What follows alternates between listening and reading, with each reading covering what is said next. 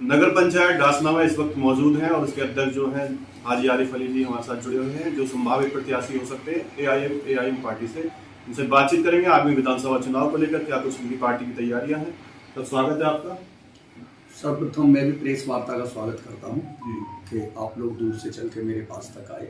जी sir, जो आपकी party की क्या कुछ तैयारियां हैं विधानसभा चुनाव को लेकर, जैसे कि आप संभावित प्रत्याशी हो सकते हैं पार्टी विधानसभा धौलाना से। देखिए, हमारी पार्टी ऑल इंडिया मजलिस-ए-इत्तेहादुल मुस्लिमीन की बहुत जोरों शोरों के साथ तैयारियां हैं और आपको ये महसूस भी हो रहा होगा पूरे उत्तर प्रदेश के अंदर हमारे जो लीडर हैं बैरिस्टर असदुद्दीन ओवैसी साहब, वो जगह जगह जनसभाएं कर रहे हैं और उनकी जनसभा में जो अपार पब्लिक आ रही है, तो ऐसा महसूस होता है कि इस वक्त बीजेपी को हराने के लिए और यूपी की पब्लिक ने ये ठान लिया है और बैरिस्टर असदुद्दीन ओवैसी साहब को मुसलमानों ने, जाटाओं ने, दलितों ने, कमजोर लोगों ने, शोषित वंचित समाज के लोगों ने अपना लीडर मान लिया है। लेकिन अखिलेश यादव और उसके समर्थक जो उनके समर्थक हैं वो कहते हैं कहीं ना कहीं वो बीजेपी को फायदा पहुंचाने की बात करते हैं, बी टीम की बात करते हैं। आप कह रहे हैं बीजेपी को हमें हराना है, लेकिन लोग तो कुछ और ही कह रहे हैं आपके बारे में। देखिए, लोग क्या कहते हैं ये तो एक अलग इशू है, लेकिन जो लोग हमें बीजेपी की बी टीम कहते हैं, हमारा मानना ये है कि समाजवादी पार्टी ही बीजेपी की बी टीम है। क्योंकि बैरिस्टर असदुद्दीन ओवैसी साहब जब मंच पे रोल मचा के ये कह रहे हैं कि आप लोग हमसे गठबंधन कर लो, तो फिर आप लोग क्यों नहीं करते? हम तो कह रहे हैं कि समाजवादी पार्टी बीजेपी की बी टीम है। जब हम चिल्ला के कह रहे हैं कि आप लोग हमसे गठबंधन करो, तो क्यों नहीं करते वो? तो इसका मतलब ये कि कहीं ना कहीं वो बीजेपी की बी टीम है। अब से 6 महीने पहले जो आपके सहयोगी थे कहीं ना कहीं आज जो समाजवादी पार्टी में जाके मिल गए हैं, तो आपको क्यों नहीं ले पा रहे हो? देखिए, यहाँ पे जो राजनीति है वो आजकल हिंदू मुस्लिम की राजनीति है और समाजवादी पार्टी भी हिंदुत्व के मुद्दे की तरफ तेजी के साथ चल रही है। वो भी मुसलमानों को अपनी सभाओं के मंच से नजरअंदाज कर रही है, किसी को धक्के देके भगा रही है। जब दो बार के जो आपके एमएलए हैं उनको भी धक्का देकर मंच से नीचे भगाया जा रहा है और कुर्ता पजामा पहनने वाले को, दाढ़ी रखने वाले को मंच से उतारा जा रहा है, तो समाजवादी भी हिंदुत्व की तरफ अब तेजी के साथ चल रही है। अब मुसलमानों को, दलितों को, वंचित लोगों को ये सोचना चाहिए कि बैरिस्टर असदुद्दीन ओवैसी साहब का साथ देना चाहिए। सर, लड़ाई किससे है, समाजवादी पार्टी से या बीजेपी से आपकी लड़ाई है? देखिए, हमारी लड़ाई दोनों पार्टियों से है। ये दोनों पार्टियां एक ही सिक्के के दो पहलू हैं। हमारे लिए समाजवादी भी इतनी है, हमारे लिए बीजेपी भी इतनी है। हमारी लड़ाई दोनों पार्टियों से है, हम दोनों को हराएंगे इंशाल्लाह। सर, बीजेपी इस वक्त जो जन विश्वास यात्रा उत्तर प्रदेश में अपनी निकाल रहे हैं, वो लगातार जो कह रहे हैं कि सोच ईमानदार, काम दमदार, फिर एक बार भाजपा सरकार, तो वो कितना मुकम्मल हो पाएगा? कुछ मुकम्मल नहीं होना इनका। देखिए, आज जो मुद्दा है, क्योंकि बेरोजगारी हमारे देश में इस कदर हावी हो गई है, जो हमारे युवा हैं वो रोजगार के लिए तरस रहे हैं और जो गरीब लोग हैं वो रोटी के लिए तरस रहे हैं। तो कहीं जनता इस बात का मुद्दा ना उठा ले कि जब से बीजेपी सरकार आई है इस कदर देश के अंदर महंगाई हुई है और इन्होंने जो देश के हमारे प्रोजेक्ट थे बड़े बड़े, जैसे आपका रेलवे है, ठीक है, इस तरह के, या आपके हमारे वो है बस डिपो हैं, इन सबको इन्होंने प्राइवेट हाथों में बेच दिया है और हमारे देश की जो जीडीपी है आप उसको देखिए कितनी नीचे गिर गई है। वो तो विकास की बात कर रहे हैं, कह रहे हैं लगातार हमने विकास किया, उत्तर प्रदेश को उत्तम प्रदेश बनाने का काम किया है और कहीं ना कहीं जो यहाँ के युवा हैं उनको रोजगार देने की बात वो कर रहे हैं, लोगों को राशन देने की, शौचालय, आवास वगैरह की बात वो करते हैं, तो वो कितना रंग ला पाएगा इन चुनाव में? देखिए, ये सब मुद्दे लोगों को भड़काने के लिए है। उन्होंने वास्तव में विकास किया है, उन्होंने विकास किया है हिंदू मुस्लिम को भड़काने में। नहीं, वो तो कहते हैं सबका साथ सबका विकास, फिर एक बार भाजपा सरकार। नहीं, सबका साथ सबका विकास आप कैसे मान सकते हो? देखिए, अभी कोई हिंदू भाई मर जाए कहीं पे, कोई उसकी हत्या कर दे, तो अभी मोदी जी जाएंगे दौड़ के, योगी जी जाएंगे, उसको 50 लाख रुपए देंगे, सरकारी नौकरी देंगे। अखिलेश भैया जाएंगे हमारे, उसको 20 लाख रुपए देंगे। अगर कोई मुस्लिम मर जाएगा उसके लिए इनकी जबान बंद हो जाती है, इनकी जबान में जो है बिल्कुल भी मतलब जो है आवाज नहीं निकलती। तो सबका साथ सबका विकास कहाँ हो जाएगा? ये सबका साथ थोड़ी है। समाजवादी पार्टी तो समाजवाद का नारा देती है, कहती है हम सबको साथ लेके चलते हैं, हिंदू और मुसलमानों, हम उसकी राजनीति हम नहीं करते हैं। तो समाजवादी अगर सबको साथ लेके चलती है तो आजम खां के लिए क्यों नहीं बोल रही हो? आजम खान ने अपने खून से समाजवादी पार्टी को सींचा है, ठीक है। और बीजेपी ने हिंदू मुस्लिम का मुद्दा उसको बनाया। समाजवादी पार्टी ने बीजेपी से, योगी मोदी से ये तय करके कि आप आजम खान को बलि का बकरा बना दो, इसको जेल में भेज दो।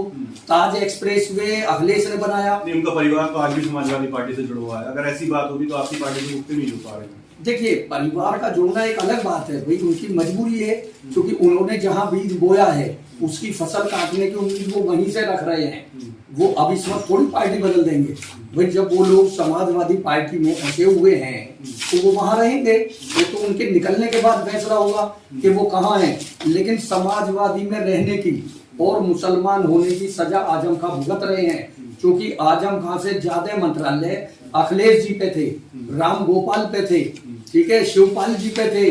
क्या उनकी जांच नहीं होनी चाहिए? क्या उन्होंने घोटाला नहीं किया? आजम खान ने बकरी चोरी की, आजम खान ने किताब चोरी की, ठीक है, आजम खान भैंस चोरी कर रहे हैं। तो ये छोटे छोटे मुकदमों में आजम खान को जेल में डाला। सबसे बड़ा दुख मुसलमानों को इस बात का है कि समाजवादी पार्टी पोस्टरों से आजम खान का नाम हटा दिया, उनके फोटो हटा दिए। उनका आज मन से मतलब इलेक्शन हो रहा है, 22% आबादी का मुसलमान जो है हिस्सेदार है, उसमें आजम खान का बहुत बड़ा रोल रहता था। तो आज समाजवादी पार्टी आजम खान को कैसे भूल गई? वो उनका नाम क्यों नहीं ले रही मंच से? क्या आजम खान ने समाजवादी के लिए बुरा किया है? अच्छा, आपकी पार्टी की क्या स्थिति है उत्तर प्रदेश चुनाव में? और आपकी पार्टी को सीरियस नहीं ले पा रहा है, ना ही समाजवादी पार्टी आपके बारे में जिक्र करती है, ना ही बीजेपी जिक्र करती है आपके बारे में। आप अपनी रैलियां कर रहे हैं और कुछ बदलाव हो पा रहा है क्या? देखिए, समाजवादी पार्टी को नुकसान ही हमारे से है, तो वो हमारा नाम क्यों लेगा? बीजेपी पार्टी को हमसे नुकसान है, वो हमारा नाम क्यों लेगा? नहीं, बीजेपी को तो फायदे की बात है। नहीं, देखिए, फायदा कुछ नहीं है। बीजेपी के लिए खड़े होकर ललकारने की हिम्मत सिर्फ बैरिस्टर असदुद्दीन ओवैसी में है। उन्होंने ये कहा है कि आप महंगाई का मुद्दा रखिए, आप शिक्षा का मुद्दा रखिए, आप विकास का मुद्दा रखिए, ठीक है। लेकिन जो बीजेपी कर रही है हिंदू मुस्लिम, उसी को समाजवादी कर रही है। वो कहते हैं कि ओवैसी साहब आते हैं उत्तर प्रदेश में, कुछ भी बोल जाते हैं अपनी जबान से, और विपक्षी और जो पार्टी है वो कहती है कि और हम कुछ बोले या कुछ प्रदर्शन करें तो हम पे घर में लग जाते हैं, लाठी डंडे पड़ते हैं। लेकिन ओवैसी साहब कुछ भी बोल जाते हैं। अभी पीछे उनका बयान आया था, भड़काऊ बयान, उन्होंने कहा कि पुलिस वालों से उन्होंने कहा कि जो योगी और मोदी नहीं चल रहेंगे तो आपको कौन बचाना है। बात सच है, गलत थोड़ी है। आप एक बात बताइए, लोग कहते हैं कि ओवैसी साहब भड़काऊ भाषण देते हैं। मैं आप लोगों से ये मालूम करना चाहता हूँ कि एक वीडियो क्लिप कोई उनकी ऐसी दिखाइए आप, जिसमें उन्होंने मंच से खड़े होके किसी जाति को, किसी बिरादर को, किसी के अपमान में कोई शब्द कहे हो, किसी को गाली दी हो। 1000 हिंदू भाई हमारे जो रोज फेसबुक पे, व्हाट्सएप पे गालियां देते हैं, क्या उनकी आवाज आपको सुनाई नहीं देती? क्या सिर्फ एक बैरिस्टर असदुद्दीन ओवैसी की आवाज सुनाई देती है आपको? आप उन लोगों की भी तो आवाज सुनिए। जबकि बैरिस्टर साहब कभी किसी को गाली नहीं देते, कोई भड़काऊ बात नहीं करते। वो संविधान के दायरे में रह के जो हक बात है उसको कहते हैं।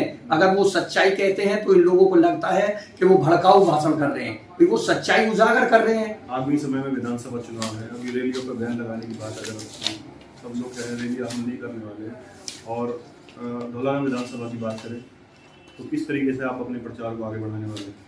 देखिए, रेलिये के लिए तो मैं भी ये कहूँगा, क्योंकि ओमिक्रॉन का आक्रमण हमारे ऊपर हो रहा है, वो इस वक्त बिल्कुल आक्रमण करने के लिए तैयार है।